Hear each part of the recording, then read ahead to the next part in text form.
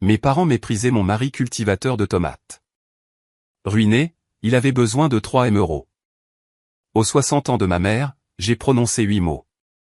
Depuis ce jour, plus personne dans cette pièce ne nous adresse la parole. Je m'appelle Amélie et j'ai 34 ans. Il y a 3 jours, ma mère m'a appelé pour la première fois en 8 mois.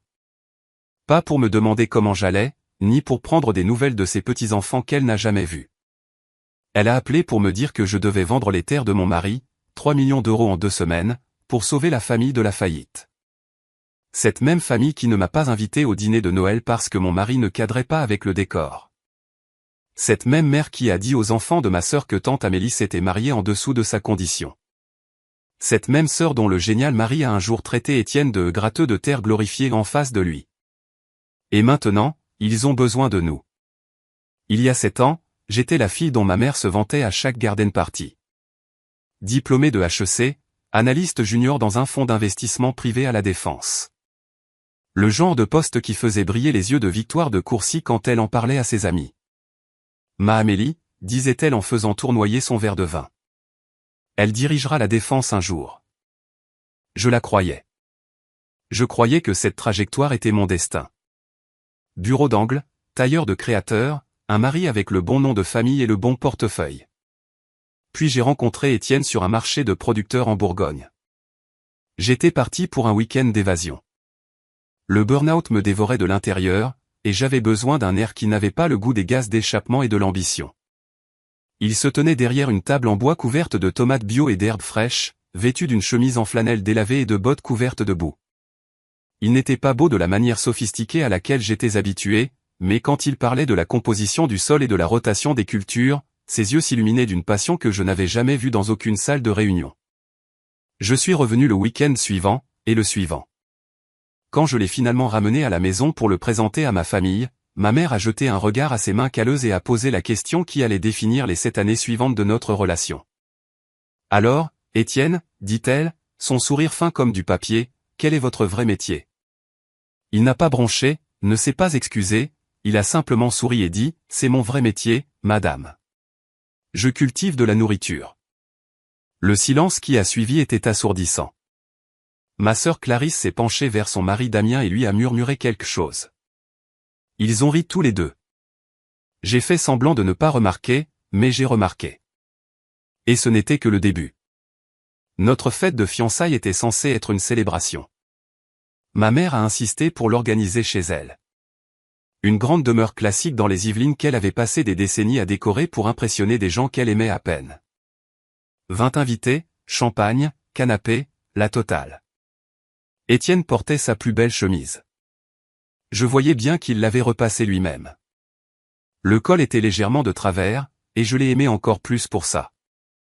Damien et Clarisse sont arrivés avec 40 minutes de retard, dans une Porsche flambant neuve. Damien s'est assuré que tout le monde la voit. Belle voiture, a commenté quelqu'un. Juste une petite récompense, a dit Damien assez fort pour toute la pièce. Je suis devenu associé au fond le mois dernier.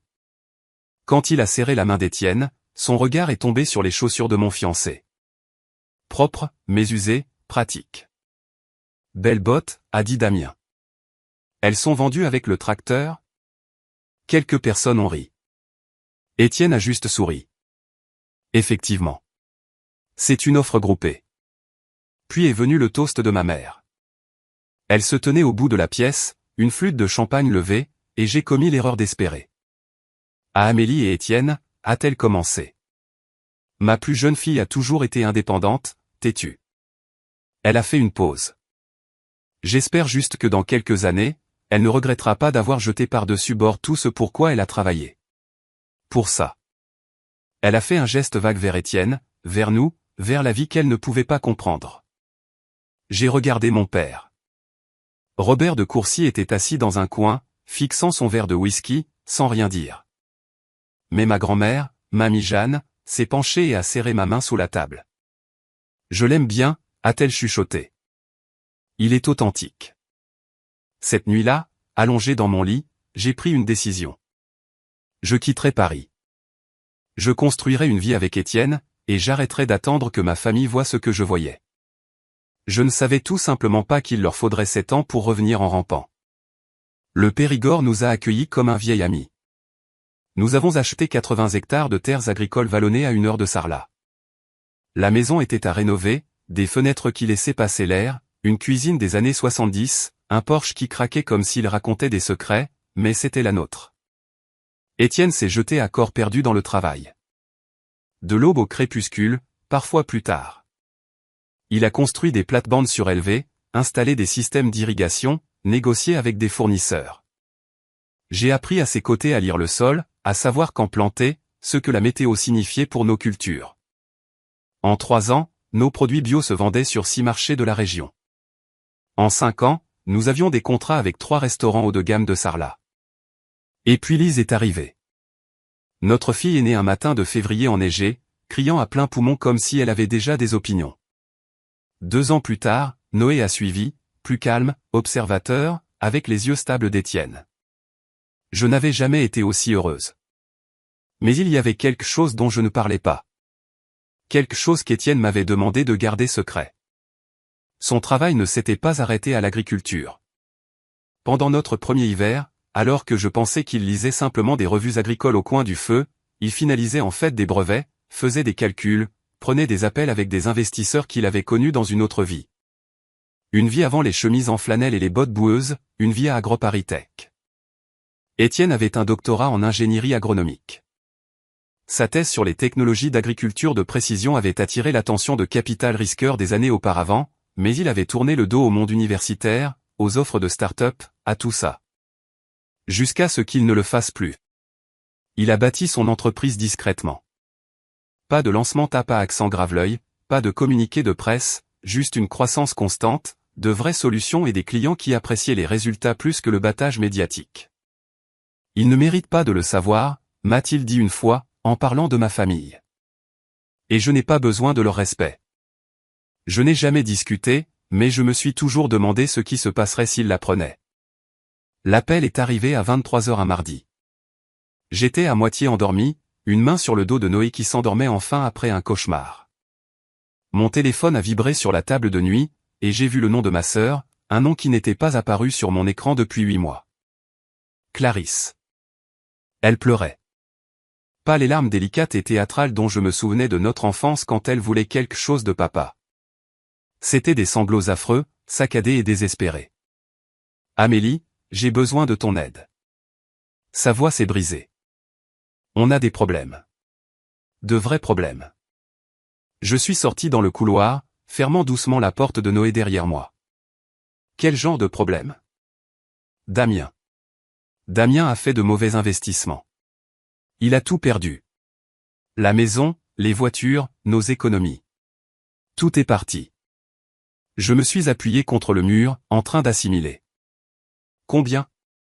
3 millions. On a besoin de 3 millions d'euros en 2 semaines, sinon maman perd aussi sa maison.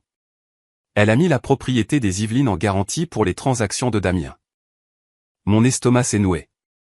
Elle a fait quoi? Elle croyait en lui, la voix de Clarisse est devenue défensive, puis s'est effondrée à nouveau. On y croyait tous. Et maintenant tu veux que je fasse quoi? Vends nos terres.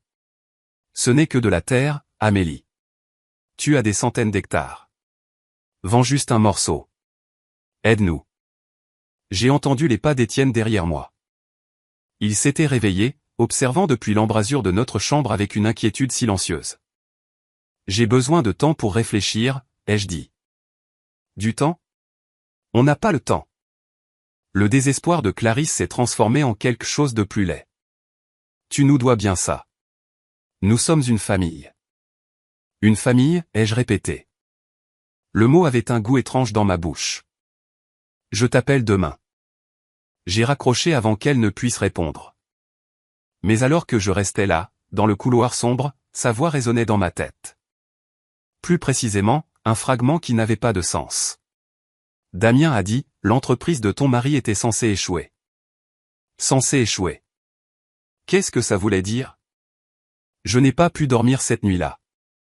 Après qu'Étienne soit retourné se coucher, je me suis assise à la table de la cuisine avec mon ordinateur portable, la lumière bleue crue dans l'obscurité. J'ai tapé le nom de Damien dans Google, en ajoutant un fonds spéculatif et investissement. Les résultats se sont chargés lentement. Puis je l'ai vu. Lefebvre Capital, l'associé Damien Lefebvre licencié suite à un audit interne. L'article datait de 6 mois. Il décrivait le départ de Damien du fonds comme mutuel, l'euphémisme d'entreprise pour dire qu'on a été viré. Pas de détails sur la raison, mais lire entre les lignes n'était pas difficile. Quelque chose s'était mal passé, très mal. J'ai continué à creuser. Un forum financier mentionnait son nom dans un fil de discussion sur les positions de vente à découvert agressives. Quelqu'un avait posté, d'autres ont vu le pari de Lefebvre contre cette start-up agritech. Le mec a tout misé. Un vrai fou. Agritech. Mes mains sont devenues froides. J'ai pris mon téléphone et j'ai parcouru mes contacts jusqu'à ce que je trouve Raphaël Simon, une ancienne collègue de mes jours à la Défense qui travaillait maintenant dans la conformité. Elle a répondu à la 3e sonnerie, la voix ensommeillée. Amélie, il est minuit. Je sais. Je suis désolé. J'ai besoin d'un service. Ça a intérêt à être important. Damien Lefebvre, tu le connais? Une pause, puis un rire sec. Tout le monde connaît Damien Lefebvre. Ou le connaissait. Ce type est une blague maintenant. Que s'est-il passé? Une énorme position de vente à découvert. Il a parié contre une entreprise de technologie agricole durable. Il a misé toute sa fortune sur leur effondrement. Et l'action a grimpé de 340%. Il s'est fait complètement rincer. Raphaël a bâillé. Celui qui dirige cette boîte doit bien se marrer. Damien a tout misé sur leur échec. Poétique, n'est-ce pas? Je fixais le mur. Celui qui dirige cette boîte. Merci, Raphaël. Je te revaudrai ça. Tu me dois un brunch. Appelle-moi la prochaine fois que tu es en ville.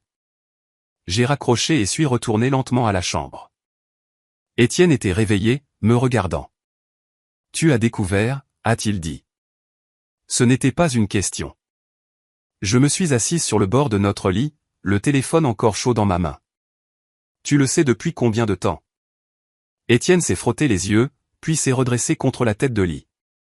Au clair de lune à travers nos rideaux, il avait l'air fatigué. Pas coupable, juste fatigué. Environ 8 mois. 8 mois. J'ai laissé ça s'imprégner. Et tu ne m'as rien dit. Je ne voulais pas te faire de mal. Il a tendu la main vers la mienne et je l'ai laissé la prendre. Les rapports trimestriels aux actionnaires montraient une activité de vente à découvert inhabituelle. J'ai demandé à notre directeur financier de vérifier. Le nom de Damien est apparu. Il a parié contre ton entreprise. Notre entreprise, a corrigé doucement Étienne. Et oui, il l'a fait. J'ai pensé à toutes ces années de commentaires méprisants. La façon dont Damien regardait Étienne comme s'il était quelque chose à gratter d'une chaussure chère. La remarque sur le gratteux de terre qui me faisait encore serrer la mâchoire. Il voulait que tu échoues. Il avait besoin que j'échoue.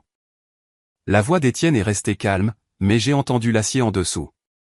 Il détestait que tu m'aies choisi plutôt que ce qu'il pensait que tu aurais dû choisir. Quelqu'un comme lui. Je suppose que ça ne lui suffisait pas de me mépriser. Il voulait profiter de ma destruction. Et tu as juste laissé faire. Qu'est-ce que j'étais censé faire, Amélie? L'appeler pour jubiler? L'avertir qu'il était sur le point de tout perdre? Étienne a secoué la tête. La meilleure réponse à des gens comme Damien est de continuer à construire. Laisse-les se détruire eux-mêmes. J'ai pensé à l'appel désespéré de Clarisse, à la maison de ma mère en jeu. Il nous demande de vendre nos terres pour couvrir ses pertes. Je sais. Des pertes qu'il a faites en pariant contre toi. Je sais. Mon téléphone a vibré. Un texto de ma mère. Nous devons parler. Viens à ma fête d'anniversaire. C'est important. Je l'ai montré à Étienne. Il l'a lu, puis m'a regardé. Tu veux y aller? Oui, mais pas pour les raisons que ma mère attendait. Le lendemain matin, pendant qu'Étienne donnait le petit déjeuner aux enfants, je me suis retrouvé à chercher à nouveau. Cette fois, j'ai tapé le nom de son entreprise, Terre Intelligente. L'article de Forbes est apparu sur la première page des résultats, daté de 3 mois. Le docteur d'AgroParisTech qui a quitté le monde universitaire pour révolutionner l'agriculture durable.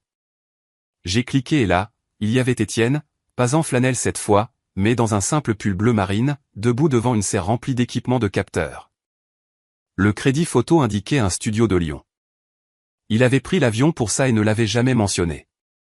L'article détaillait son parcours, doctorat à 26 ans, des offres de grandes entreprises technologiques qu'il avait refusées, des années de développement discret sur les technologies d'agriculture de précision. Et puis ce paragraphe, Terre intelligente, aujourd'hui évalué à environ 47 millions d'euros, a bouleversé les métriques agricoles traditionnelles en combinant l'analyse des sols par IA avec des pratiques durables. Le fondateur Étienne Ferland reste notoirement discret, préférant laisser les résultats de l'entreprise parler d'eux-mêmes. 47 millions d'euros. Mon mari, l'homme que ma mère pensait incapable de subvenir à mes besoins, avait bâti quelque chose d'une valeur de 47 millions d'euros en portant des bottes boueuses, en conduisant le même camion qu'il avait quand nous nous sommes rencontrés, en élevant nos enfants et en aimant notre terre.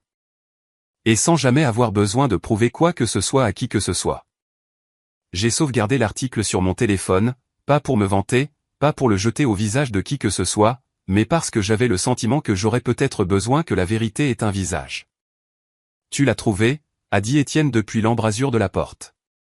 J'ai levé les yeux. Lise était accrochée à sa jambe, collante de sirop d'érable. Pourquoi ne leur as-tu jamais dit? Il a haussé les épaules, hissant Lise sur sa hanche. Parce que ça n'aurait rien changé.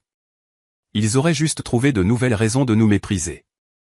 Il avait probablement raison, mais je n'en étais plus si sûr. Raphaël a rappelé cet après-midi-là. J'ai trouvé quelque chose, a-t-elle dit. Tu ne vas pas aimer. Dis-le-moi quand même. Elle m'avait transféré un email, une capture d'écran d'une conversation de groupe de trading interne qui avait fuité lors de la procédure de licenciement de Damien. Le message était horodaté il y a 8 mois. Je l'ai lu 3 fois. Le petit projet de ferme de mon beau-frère est sur le point de couler. J'ai une info en béton d'une source interne. Leur technologie ne fonctionne pas à grande échelle. Je mise tout sur la vente à découvert. Je vais me faire une fortune sur son échec. La tête d'Amélie quand ils feront faillite vaudra plus que l'argent. La tête d'Amélie. Il n'avait pas seulement voulu qu'Étienne échoue. Il avait voulu me voir souffrir. Il avait voulu prouver une fois pour toutes que j'avais fait le mauvais choix. Et il avait utilisé l'argent de ma mère pour le faire. J'ai sauvegardé l'email dans un dossier sécurisé. Puis j'ai appelé ma mère. Elle a répondu à la première sonnerie. Amélie, enfin, tu viens à la fête. Oui. Bien. Sa voix s'est adoucie, mais seulement de manière stratégique. Nous avons beaucoup de choses à discuter. Les papiers sont prêts. Tout ce que tu as à faire, c'est signer. Quel papier? Pour la vente des terres. Damien s'est occupé de tout. C'est très simple. J'ai failli rire.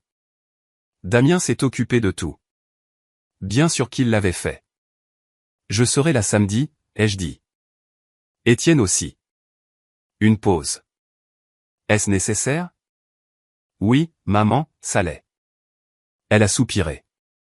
L'expiration déçue que j'avais entendue 1000 fois. Très bien, mais s'il te plaît, Amélie, ne rends pas les choses difficiles. Nous sommes une famille. J'ai raccroché sans répondre. Samedi, la fête des 60 ans de ma mère. 40 invités, un contrat que j'étais censé signer devant tout le monde. Ils voulaient utiliser la pression sociale pour me coincer. Ils n'avaient aucune idée de ce qui les attendait. Le restaurant était exactement ce que ma mère aurait choisi. Lustre en cristal, nappe en lin blanc, un quatuor de jazz jouant des standards en sourdine dans un coin. Le genre d'endroit où les gens venaient pour être vus et montrer leur richesse. Étienne et moi sommes arrivés à cette heure précise. Il portait une simple chemise, sans cravate. J'avais choisi une robe verte, pas chère, mais bien coupée. Nous ressemblions à ce que nous étions, des gens qui n'avaient rien à prouver. Victoire nous a accueillis à l'entrée. Vous êtes venus. Son sourire était crispé, ses yeux calculateurs. Elle m'a fait la bise sans me toucher. Tous les deux. Joyeux anniversaire, maman. Oui. Eh bien. Elle a jeté un coup d'œil à Étienne, puis s'est détournée. Venez, tout le monde attend. Tout le monde, c'était environ 40 invités répartis dans une salle à manger privée. J'ai reconnu certaines des amies de la haute société de ma mère, des femmes qui jugeaient les maris et les sacs à main des autres depuis des décennies. Quelques anciens collègues de Damien, mal à l'aise, des cousins éloignés que je n'avais pas vus depuis des années. Et à une table d'angle, mamie Jeanne. Elle a croisé mon regard et a levé la main dans un petit salut, mais son expression n'était pas festive. Elle était inquiète. Clarisse était déjà assise près du bout de la table, le visage marbré de larmes qu'elle avait tenté de dissimuler avec de l'anti-cerne. Damien était assis à côté d'elle, la mâchoire serrée, fixant son téléphone comme s'il lui devait de l'argent. Amélie, Clarisse s'est levée, sa voix faussement enjouée. Tellement contente que tu aies pu venir. Je n'aurais manqué ça pour rien au monde. Mon père est apparu de quelque part, un whisky déjà à la main. Amélie. Étienne. Il a serré la main d'Étienne. La première fois qu'il le faisait volontairement. Content de vous voir tous les deux. Quelque chose n'allait pas. La pièce avait une énergie étrange, comme si tout le monde retenait son souffle, attendant. J'ai regardé Étienne. Il le sentait aussi. Trouvons nos places, ai-je dit. Quoi qu'il arrive, je voulais y faire face assise. Le plat principal venait d'être débarrassé quand ma mère s'est levée. Si je pouvais avoir votre attention à tous. La pièce s'est tue. Le cristal a tinté contre le verre alors qu'elle tapait sur sa flûte de champagne. Merci à tous d'être venus célébrer mon anniversaire, a commencé Victoire, sa voix portant la chaleur travaillée de 1000 galas de charité. 60 ans. Vous y croyez? Rire poli. Quelqu'un a crié, vous ne faites pas un jour de plus de 50 ans, Victoire. Elle a souri, acceptant la flatterie comme une reine recevant un tribut. Puis son expression a changé. Mais ce soir, je veux aussi parler de la famille, de ce que signifie se soutenir mutuellement dans les moments difficiles. Mon estomac s'est resserré. Victoire s'est tournée pour me regarder directement. Ma plus jeune fille a eu la chance d'avoir une petite ferme qui marche bien. Une vie simple, mais apparemment rentable. Petite ferme, vie simple. Les mots étaient du poison enrobé de soie. Et en ce moment, a-t-elle poursuivi, notre famille a besoin de son aide. Un serveur est apparu de nulle part, tenant un dossier en cuir. Il s'est dirigé directement vers ma place et l'a posé devant moi. Je n'y ai pas touché. Tout ce qu'elle a à faire, c'est signer, a dit Victoire, sa voix amplifiée par la pièce silencieuse. Juste un petit lopin de terre pour aider sa mère à garder sa maison. 40 pères d'yeux se sont tournés vers moi. Je pouvais sentir leur jugement, leurs attentes, leur curiosité de savoir ce que le mouton noir allait faire. Damien s'est levé, lissant sa veste coûteuse. C'est un prix juste du marché. Les papiers sont en règle. Les terres de ton mari ne valent pas grand-chose de toute façon. Les terres de ton mari, pas nos terres, pas notre maison où nous avons élevé nos enfants. Vas-y, Amélie. Le sourire de Victoire n'atteignait pas ses yeux.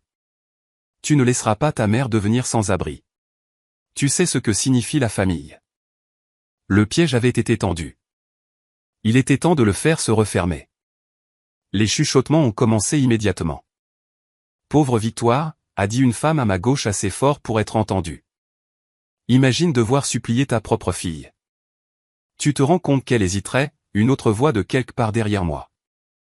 Clarisse s'est penchée en avant, le visage rouge. Amélie a toujours été l'égoïste. Elle nous a abandonnés pour jouer à la fermière pendant que nous gérions tout ici. J'ai senti la main d'Étienne trouver la mienne sous la table. Stable, chaude.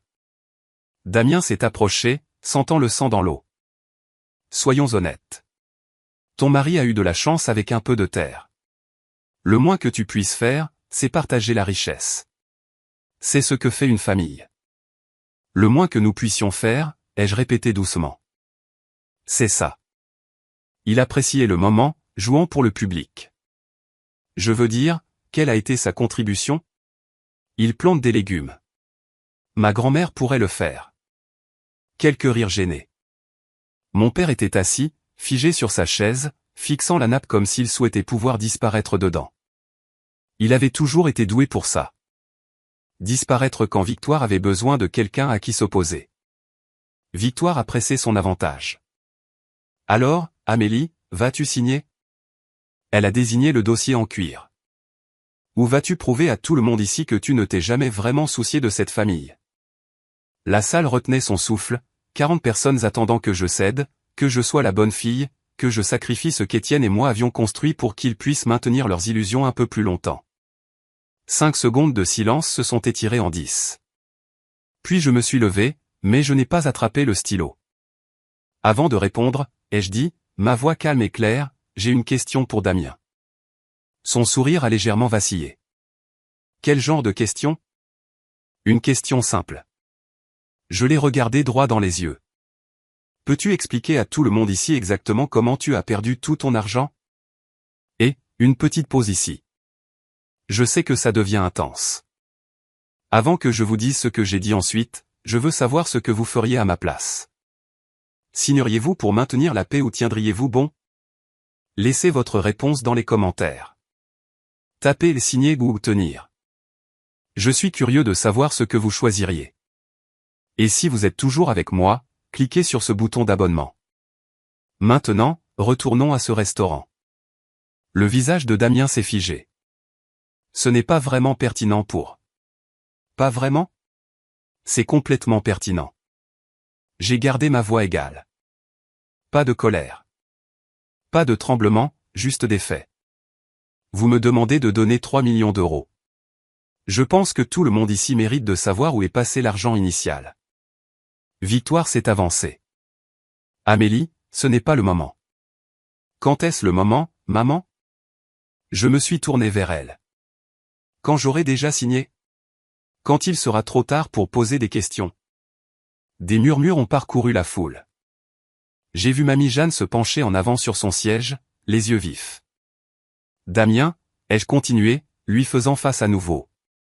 Tu as été viré de ton fonds spéculatif il y a 6 mois, n'est-ce pas? Sa mâchoire s'est crispée. Je suis parti volontairement. Ce n'est pas ce que dit la presse financière. Audit interne. Licenciement. J'ai laissé les mots en suspens. Mais ce n'est pas le pire, n'est-ce pas? La main de Clarisse est allée à sa gorge. Amélie, arrête. Tu n'as pas seulement perdu ton travail. Tu as pris les économies de retraite de maman. L'argent qu'elle avait mis de côté pendant des décennies, et tu l'as investi toi-même, n'est-ce pas? La flûte de champagne de Victoire tremblait dans sa main. Il essayait d'aider. Vraiment? Où jouait-il avec ton avenir? La salle était devenue complètement silencieuse maintenant. Même le quatuor de jazz avait cessé de jouer, sentant le changement d'atmosphère. Damien a fait un pas vers moi, sa voix baissant à un ton dangereux. Tu ne sais pas de quoi tu parles. En fait, si. J'ai sorti mon téléphone. J'ai passé les 3 derniers jours à apprendre exactement ce qui est arrivé à ta fortune, Damien. Et c'est toute une histoire. Il est devenu pâle. Tu veux leur raconter où je le fais? Clarisse s'est mise à pleurer. Victoire s'est agrippée au dossier de sa chaise, mais Damien n'a rien dit. Alors, j'ai continué. J'ai ouvert l'email sur mon téléphone.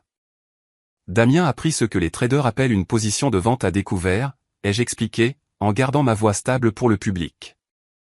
Cela signifie qu'il a parié contre une entreprise, parié que son action s'effondrerait. Si c'était le cas, il gagnerait des millions. C'est ridicule, a craché Damien. Tu ne comprends rien à la finance. J'ai travaillé à la défense pendant 4 ans, lui ai-je rappelé. Je comprends très bien. J'ai levé mon téléphone et lu à haute voix. Le petit projet de ferme de mon beau-frère est sur le point de couler. J'ai une info en béton d'une source interne. Leur technologie ne fonctionne pas à grande échelle. Je mise tout sur la vente à découvert. Je vais me faire une fortune sur son échec. Des halètements se sont fait entendre dans la pièce. La tête d'Amélie quand ils feront faillite vaudra plus que l'argent. Silence de mort. J'ai baissé le téléphone. Damien n'a pas seulement fait un mauvais investissement. Il a spécifiquement ciblé l'entreprise de mon mari. Il a tout misé, y compris la retraite de maman, sur l'échec d'Étienne. Le visage de Victoire était devenu blanc comme un linge. Damien, est-ce vrai? Il ne pouvait pas la regarder dans les yeux. J'avais de bonnes informations. Ça aurait dû marcher. Il voulait que nous échouions, ai-je dit. Il voulait profiter de notre destruction, non pas parce que c'était une bonne affaire, mais parce qu'il détestait que j'aie choisi Étienne plutôt que quelqu'un comme lui. Les sanglots de Clarisse se sont intensifiés. Plusieurs invités rassemblaient déjà leurs affaires, cherchant les sorties. Et l'entreprise. La voix de Damien s'est brisée. Qu'est-ce qui s'est passé? Elle n'a pas échoué, Damien. J'ai presque eu pitié de lui. Presque. Elle a augmenté de 3,40% l'année dernière. Ses jambes ont semblé fléchir légèrement. Tu as tout perdu en pariant contre une entreprise qui vaut 47 millions d'euros. Maintenant, les murmures sont devenus autre chose. Choc, confusion. 47 millions, a chuchoté quelqu'un. L'entreprise du fermier. C'était le moment. Un homme plus âgé près du devant, un des anciens collègues de Damien, a levé la main comme si nous étions dans une salle de réunion. Attendez, de quelle entreprise parlons-nous ici? J'ai ouvert l'article de Forbes sur mon téléphone et je l'ai tendu à la femme la plus proche de moi. Faites passer ça. Le téléphone est passé de main en main. J'ai vu les visages changer en lisant. La confusion laissant place à l'incrédulité, puis à quelque chose comme de l'admiration. Le docteur d'AgroParisTech qui a quitté le monde universitaire pour révolutionner l'agriculture durable, a lu quelqu'un à voix haute. Terre intelligente, évaluée à 47 millions d'euros. Fondateur Étienne Ferland.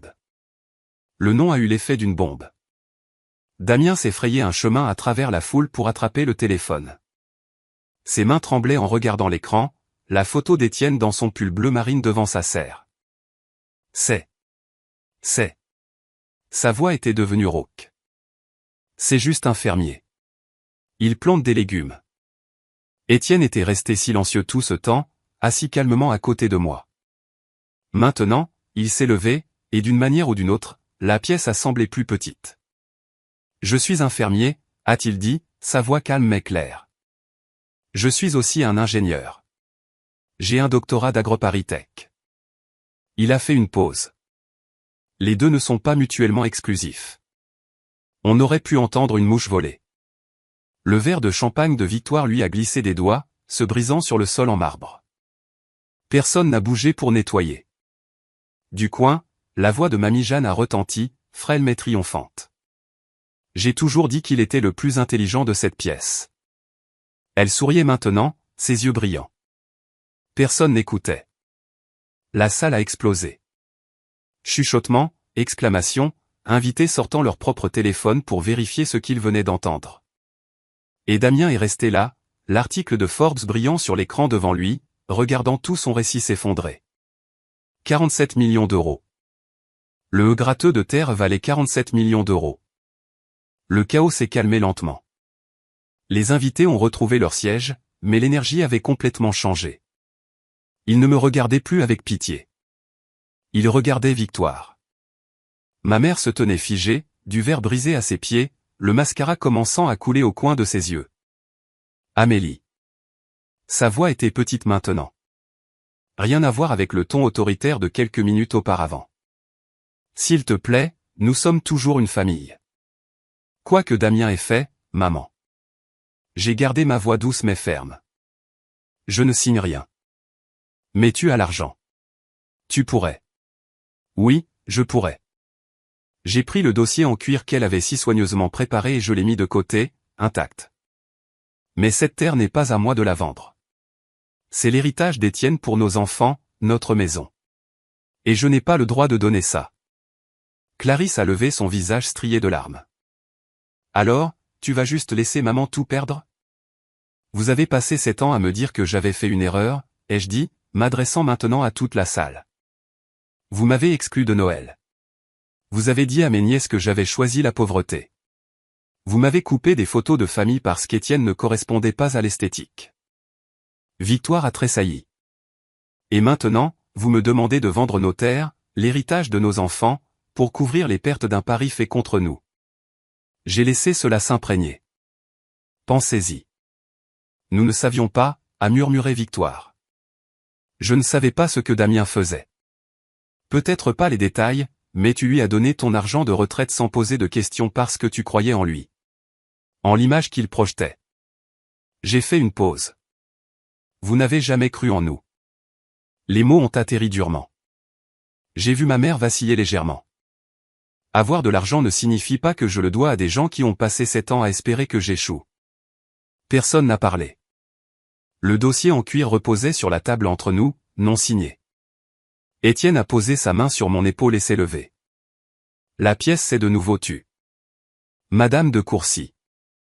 Sa voix portait sans effort, calme et mesurée. Je n'ai jamais eu besoin de votre approbation. J'ai arrêté de l'attendre il y a longtemps. Victoire ne pouvait pas le regarder dans les yeux. Mais je ne vous ai jamais souhaité de mal non plus. Amélie vous aime, même quand vous avez rendu les choses difficiles. Il a laissé cela s'installer. Alors, je veux clarifier quelque chose. Il a fait un pas en avant. Je ne vendrai pas nos terres. Ce n'est pas négociable. Mais je suis prêt à vous aider à garder votre maison. La tête de Victoire s'est redressée. Quoi? Un prêt personnel. Assez pour couvrir les paiements hypothécaires immédiats et vous donner le temps de régler le reste. Il a fait une pause. Pas 3 millions, mais assez. L'espoir a vacillé sur le visage de Victoire, un espoir désespéré, avide. Mais il y a des conditions. Damien, qui s'était tapi près du mur, s'est raidi. 1. Damien rembourse chaque centime avec intérêt sur 5 ans. Documenté, juridiquement contraignant. Le regard d'Étienne s'est tourné vers mon beau-frère. 2. Il obtient une aide professionnelle pour son problème de jeu. Présence vérifiée. 3. Vous ne nous demanderez plus jamais d'argent. Jamais. Je n'accepte pas la charité de lui, a grondé Damien. Étienne n'a pas scié. Alors ne l'accepte pas. Mais c'est la seule offre que vous obtiendrez de nous. Clarisse a attrapé le bras de Damien. Damien, s'il te plaît. C'est humiliant. Damien l'a repoussé. Tu t'attends à ce que j'accepte une aumône du type que j'ai. Il s'est arrêté, mais tout le monde a entendu ce qu'il n'a pas dit. Le type que j'ai essayé de détruire. Ce n'est pas une vengeance, a dit calmement Étienne. C'est une limite. Apprends la différence. Victoire a regardé entre son gendre et le mari de sa plus jeune fille. Le choix était écrit sur son visage. Fierté contre survie. Elle n'a pas répondu, mais Damien attrapait déjà sa veste, se dirigeant en trombe vers la sortie. Ce n'est pas fini, a-t-il craché. Personne ne l'a empêché de partir. D'accord, je dois faire une pause ici. À ce moment où Étienne a énoncé ses conditions, j'ai vu le visage de ma mère changer. Elle a enfin compris quelque chose qu'elle avait manqué pendant 7 ans. Ce n'était pas nous qui avions besoin d'eux. Ils avaient besoin de nous. Que pensez-vous qu'il s'est passé ensuite? A-t-elle accepté? Damien est-il revenu? Laissez votre prédiction dans les commentaires avant que je continue. Et si vous appréciez, partagez-la avec quelqu'un qui a besoin d'entendre cette histoire. La porte du restaurant a claqué derrière Damien. Pendant un instant, personne n'a bougé. Puis Clarisse a laissé échapper un sanglot brisé et a couru après lui, ses talons claquant sur le sol en marbre. Le charme était rompu. Les invités ont commencé à prendre leur manteau, à trouver des excuses. Belle fête, Victoire. On devrait refaire ça un de ces jours. Tellement désolé pour tout. Il n'arrivait pas à sortir assez vite. En 10 minutes, la salle qui avait accueilli 40 personnes était presque vide. Seule la famille restait. Ma mère, mon père, mamie Jeanne, Étienne et moi, et du verre brisé qui scintillait encore sur le sol. Victoire s'est laissée tomber sur une chaise. Elle avait l'air plus âgée tout à coup. La façade soignée, fissurée au-delà de toute réparation. Sa fête pour ses 60 ans était devenue la nuit où toute son image sociale s'était effondrée. Mon père a bougé le premier. Je suis désolé, Amélie. Je me suis tourné vers lui. Robert de Courcy avait les mains dans les poches, les épaules voûtées comme un homme faisant enfin face à quelque chose qu'il avait passé des décennies à éviter. J'aurais dû dire quelque chose il y a des années, quand ta mère a commencé à aller chercher ses mots. J'ai été un lâche. Je l'ai laissé tout diriger. Je l'ai laissé te repousser. Et je suis désolé. L'excuse est restée en suspens. C'est un peu tard, papa. Je sais. Sa voix s'est brisée. Mais je le dis quand même. Pour ce que ça vaut. Quelque chose dans ma poitrine s'est détendu. Pas le pardon, pas encore, mais quelque chose d'adjacent. Mamie Jeanne s'est levée de sa table d'anglais, s'est approchée pour m'embrasser. Ses bras étaient minces mais étonnamment forts. Je suis fière de toi, a-t-elle chuchoté contre mes cheveux. Ton grand-père le serait aussi. Je les serrai fort. Derrière nous, Victoire restait sur sa chaise, fixant le contrat non signé sur la table. Elle n'avait pas dit un mot depuis le départ de Damien. Je me suis demandé si elle le ferait un jour. Une semaine plus tard, les nouvelles ont commencé à arriver au compte-gouttes. Clarisse a appelé la première, non pas pour s'excuser, mais pour me dire qu'elle et Damien se séparaient. Elle avait découvert des relevés de cartes de crédit qu'il avait cachés, des dettes dont elle n'avait jamais connu l'existence. Je ne sais pas qui j'ai épousé, a-t-elle dit, sa voix vide. Je pensais savoir. Je n'ai pas dit, je te l'avais bien dit. Il n'y avait aucune satisfaction là-dedans. Victoire a vendu la maison des Yvelines, non pas parce qu'elle le devait. L'offre de prêt d'Étienne tenait toujours, conditions comprises, mais parce qu'elle ne pouvait pas affronter les voisins. La rumeur s'était répandue. Le lendemain matin de la fête, son téléphone avait cessé de sonner. Elle a déménagé dans un appartement plus petit à Hartford. Propre, pratique, rien à voir avec la vitrine qu'elle avait passé 40 ans à entretenir. Elle ne m'a pas appelé. Pas d'excuses, pas de reconnaissance de ce qui s'était passé, mais pas d'accusation non plus, juste le silence. Mon père, cependant, Robert m'a surprise. Il appelait tous les dimanches. De courtes conversations au début, maladroites et hésitantes. Comment vont les enfants? Comment va la ferme? Le temps est clément avec vous? Mais il a continué à appeler. Semaine après semaine, pour la première fois en 7 ans, mon père essayait. Mamie Jeanne a fait plus qu'essayer. Elle a acheté un billet de train et s'est présentée sur notre porche 2 semaines après la fête. Une valise dans une main et une boîte de biscuits fait maison dans l'autre. Je reste un mois, a-t-elle annoncé. Je veux connaître mes arrière-petits-enfants correctement. Lise et Noé l'adoraient. Elle leur a appris à jouer aux cartes, leur a raconté des histoires sur la ferme que leur arrière-arrière-grand-père avait possédée, les a laissés l'aider à faire des gâteaux. Je les ai regardés ensemble un après-midi, Jeanne riant alors que Noé essayait de casser un œuf, des coquilles partout, et j'ai ressenti quelque chose d'inattendu. Pas la victoire, le soulagement. Il y a une différence. Petite, mais importante. J'étais assise sur le porche quand ça m'a finalement frappé. Fin septembre, les feuilles commençaient à peine à tourner, et Étienne était dans le champ avec les enfants, apprenant à Lise comment vérifier l'humidité du sol. Leur rire traversait la ferme comme de la musique. Il y a 7 ans, j'avais été terrifié, non pas de quitter mon travail, non pas de tout recommencer, mais de perdre ma famille. J'avais passé tant de nuits éveillées, me demandant s'ils avaient raison. Si je jetais tout par-dessus bord pour un homme qu'ils ne respecteraient jamais. J'avais attendu qu'il me voie vraiment. Pas la diplômée de HEC, pas l'analyste de la défense, pas la fille qu'il voulait que je sois. Juste moi, Amélie, avec de la terre sous les ongles, et un homme qui faisait pousser des tomates et du bonheur en égale mesure. Mais j'attendais l'approbation de gens qui regardaient dans la mauvaise direction. Tout va bien? Étienne était apparu sur les marches du porche, Noé sur ses épaules, Lise traînant derrière avec une poignée de fleurs sauvages. Oui, ai-je souri. Mieux que bien, en fait. Il s'est assis à côté de moi, installant Noé entre nous. Lise a grimpé sur mes genoux, présentant ses fleurs comme un trésor. Pour toi, maman. Elles sont magnifiques, mon bébé. Étienne a croisé mon regard. Tu penses un peu à eux. Un peu. Et j'ai regardé le coucher de soleil peindre les champs d'or. Je crois que j'ai fini d'attendre. Il a hoché la tête. Il comprenait. Les limites ne sont pas une punition. Elles sont une protection. Pour soi-même. Pour les gens qui comptent, pour la vie qu'on a construite. Je ne pouvais pas forcer ma mère à m'aimer comme j'avais besoin d'être aimé. Je ne pouvais pas forcer Clarisse à voir au-delà de sa propre insécurité. Je ne pouvais pas réparer ce qui était brisé depuis des décennies. Mais je pouvais choisir différemment.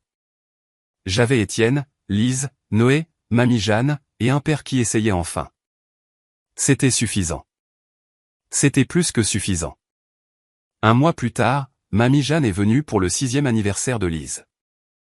Nous l'avons fêté à la ferme. Rien d'extraordinaire.